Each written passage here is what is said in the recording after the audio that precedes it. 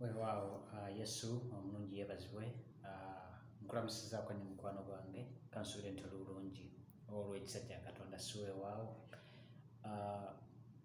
Mu bulamu buno mwana wattu lumu asobola okubeera ow'enjawulo, lumu asobola okubeera ow'ekitalo, lumu asobola okubeera ow'amaanyi, just nti ebiseera ebisinga tetwekkiririzaamu n'okwenyooma ne tulaba nga ebintu ebimu birina kubeera by'abantu ba njawulo, birina kubeera by'abalala, gwe ng'olaba ekyo tokisobola, naye mwana wattu si bwe kiba. Abantu bangi be tumanyi be tulabako ab'amaanyi, abamu tubalabako mu buliwo, abamu tubasomako mu bitabo, mu byafaayo, abaali ab'amaanyi, naye mwana wattu nga gye bava ebyafaayo byabwe tebyali birungi. So tobeerangaawo ne weekubagiza ne weenyooma n'ogamba kino sikisobola, nze kino ndikituukako. It's just a question of time.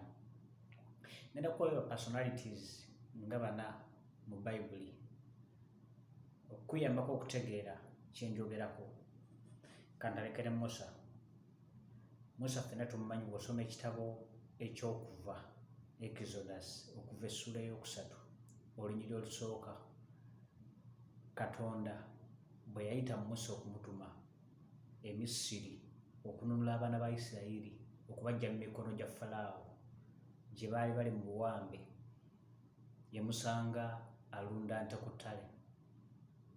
Mwenna mumanyi embeera z'abalaalo, ab'ennaku zino nno balongooseemu, naye ab'edda nga babeera baddugala, bambala empale ez'ebituli, nga bwe bulamu bw'abalaalo. Why? Because bw'obulamu bwa nsiko, bwa ttale, tebeefiirayo, abamu nga n'essaati tebambala. Eyo Mukama gy'asanga Musa okumutuma, n'amugamba ngenda kukutuma wa Falaawo. Yali alunda nte, wabeerangawo nno okulunda ente nga zo, naye era ali kuzessa zaala we.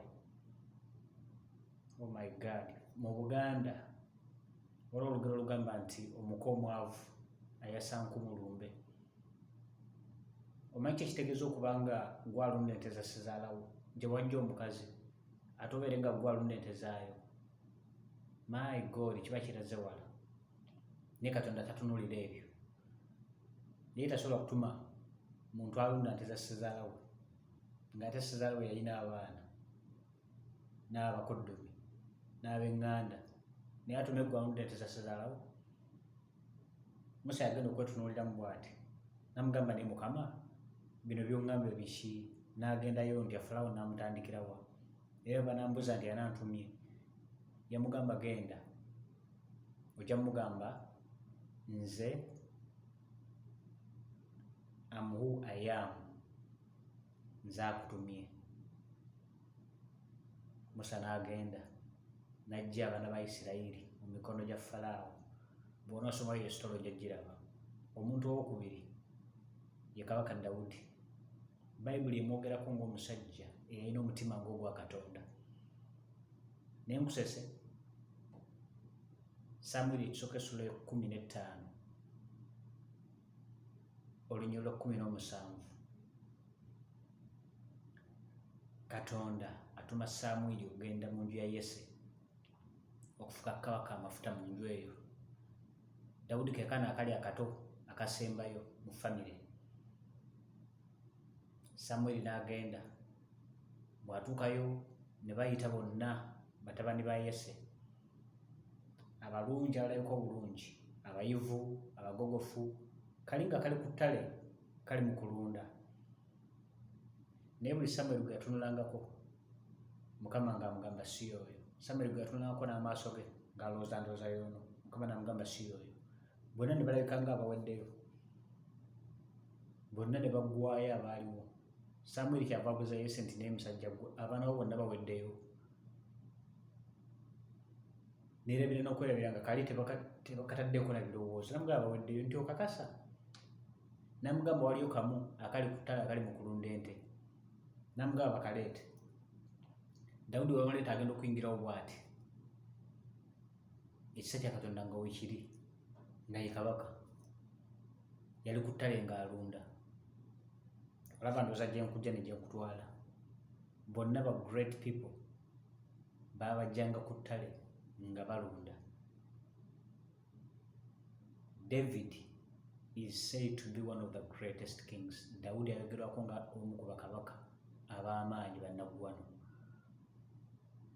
mu byafaayo bya Bayibuli.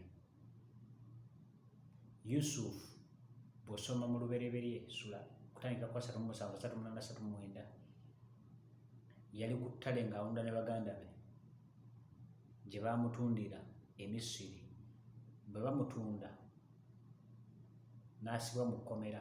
Eyo mu kkomera gye yavunulira ebirooto by'abasibe banne, bo ne bamulekamu mu kkomera n'avaamu. Bwe bafuluma wabweru, kabaka n'aloota ekirooto, n'anoonya kimuvunulira n'abula. Bano abali mu kkomera ne Yusufu n'amugamba waliyo omusajja kafulo mu kuvunula ebirooto. Kabaka n'amugamba bamuleete. Yusufu n'avunula ekirooto kya kabaka, n'amaliriza ng'afuuse katikkiro oba prime minister mu nsi ey'e Misiri, ye Katonda. Ndowooza obalaba layini yonna gye nkuwa, from a nobody to somebody, okuva ku muntu nga talina kyali, Mukama n'amufuula kyali. Bayibuli kyeva egamba nti Katonda atusitula mu nfuufu n'atutuuza n'abalangira. Mukwano gwange, teweenyoomanga, osobola okubaako ky'okola, osobola okubeera ow'enjawulo, osobola okukyusa omulembe gwo, osobola okukyusa ensi yo, osobola okukyusa famire yo, osobola okukyusa abaana bo. Teweenyoomanga. Okwekkiririzaamu kintu kikulu nnyo mu bulamu bw'ensi eno. Ebiseera ebisinga amaaso gatya, naye tukozese nnyo omutima okusobola okubaako bye tutuukako. Omuntu asembayo gwe ngenda okuba bamuyita Yesu Kristo. Yesu Kristo yazaalibwa mu kiraalo. Mu kiraalo ky'ente kye ŋŋamba, omubeera obusa mwe yazaalibwa. Yesu Kristo ku nsi kuno teyalinaako nnyumba, teyalinaako mukyala. Yesu Kristo kitaawe yali mubazzi naye gwe mulimu gwe yakola. Yesu Kristo baamukakaatikako n'okuba nti yabba embaawo. Naye guess what? Yamaliriza ye mulokozi ow'ensi yonna. Ffenna kwe tutambulira, ffenna kwe twesigamye.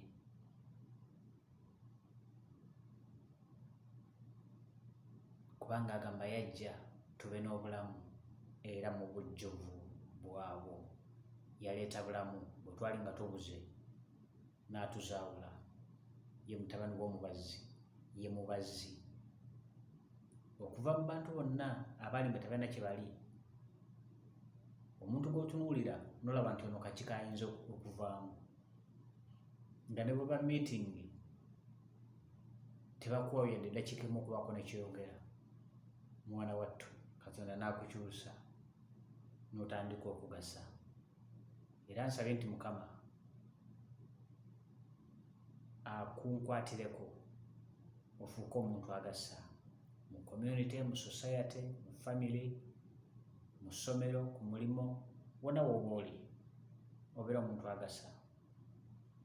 Otherwise nkusabidde obulungi, ekisa n'okwagala kwa Katonda bintambulire naawe ebbanga lyonna ery'obulamu obwo. Nkwagala nnyo. Take care.